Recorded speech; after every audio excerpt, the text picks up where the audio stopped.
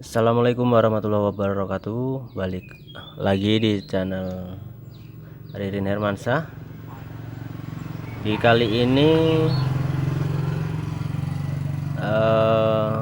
saya mau berbagi pengalaman cara setting factory menu TV Cina ya.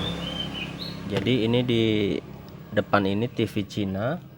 Kita mau setting atau masuk factory menunya, dan langkah-langkahnya seperti apa masuk cara setting lewat factory menu. Nah, sebelum kita lanjut videonya, jangan lupa like, komen, dan subscribe channel ini biar terus berkembang. Oke, jangan lama-lama, kita bahas saja.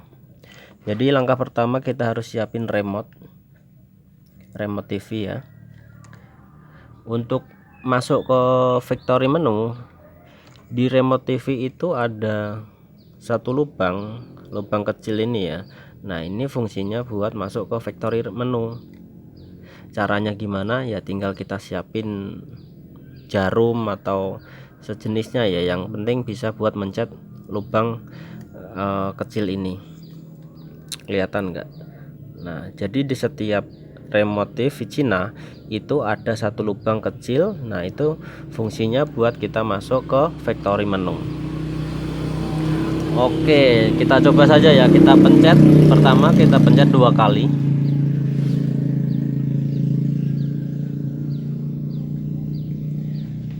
Nah, setelah kita pencet pakai remote 2 kali lubang yang kecil ini, di sini terbaca F0. F0 yaitu terdiri dari RC, GC, BC, dan seterusnya ya. Jadi kalau kita ke bawahin, nah ini menu pengaturan RGB.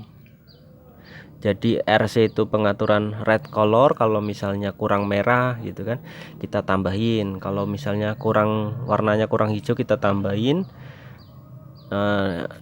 Disetting sesuai keinginan kita. Lalu cara buat mindah menunya, kita bisa pencet nomor ya di remote. Itu kan F0, lalu kita pencet nomor 1. Nah, otomatis dia pindah ke halaman F1. Jadi di halaman F1 ini ada HPS, V-size, V-post, itu buat pengaturan horizontal dan vertikal. Jadi pengaturan di F1 ini menunya yaitu buat pengaturan lebar layar, tinggi layar ya, seperti itu ya. Nanti kita setting sesuai keinginan kita. Misalnya layarnya kurang lebar ya kita lebarin, vertikalnya kurang lebar ya kita tambahin gitu ya. Nah, seperti itu. Lalu yang menu berikutnya kita pencet nomor 2. Kita pencet nomor 2 di remote. Otomatis dia pindah halaman F2. Jadi di menu F2 itu H-width, parabola, dan seterusnya itu ya, H-para.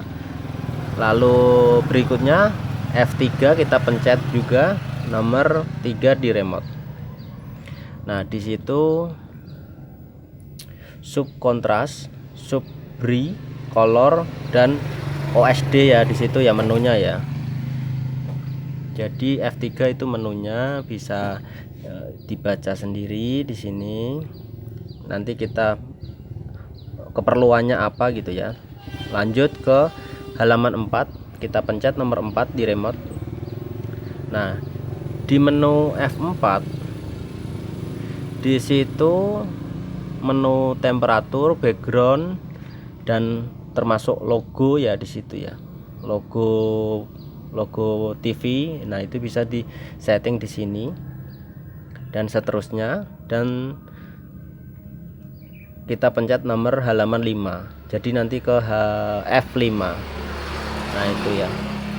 Jadi ke halaman 5 F5 itu RF AGC AV2 FM dan BG DK itu terdapat di halaman F5. Jadi seperti itu ya. Jadi tadi mulai dari F0 itu pengaturan RGB, terus F1 itu horizontal vertikal, terus F2. Nah itu lanjutnya kita pencet nomor 3. Nah itu F3 pengaturan kontras, brightness, color dan kontras di situ ya. Lalu kita pencet nomor 4 F4. Nah itu temperatur, background, logo dan seterusnya bisa diatur di situ, dan kita pencet nomor 5. Nah itu ada VIF dan seterusnya itu ya, kita bisa atur di situ. Nah setelah kita nyeting factory menu, semisalnya settingan kita udah sesuai ya dengan keinginan kita, setelah selesai gitu ya, gimana cara penyimpanannya biar settingan yang kita ubah tadi itu udah tersimpan dalam satu sistem TV ya, di memori itu tersimpan. Jadi ketika TV-nya nanti mati, yang kita rubah tadi itu nggak berubah gitu ya. Jadi misalnya kita mau bikin logo, setelah logonya itu selesai, itu bisa tersimpan. Nah, kalau enggak misalnya kita nyeting RGB-nya setelah kita setting, biar itu tersimpan, caranya seperti apa gitu ya. Jadi di sini kita siapin remote lagi. Buat menyimpannya itu cukup simple, kita cukup pencet yang lubang kecil di remote ya, kita pencet saja sampai menu factory itu keluar sendiri ya. Nah jadi menu factory-nya setelah kita pencet itu udah hilang, otomatis apa yang tadi kita setting di menu factory itu udah tersimpan dengan sendirinya, dan TV pun aman ketika kita matiin. Jadi seperti itu penjelasannya tentang cara dan setting factory menu dalam sebuah mesin TV Cina. Jadi cukup simple ya. Jadi buat teman-teman yang nanti belum paham atau ada pertanyaan, silahkan komentar. Selagi saya bisa menjawab, insya Allah nanti dijawab dan dijelasin sejelas-jelasnya. Oke, jangan lupa like, komen, dan subscribe channel ini.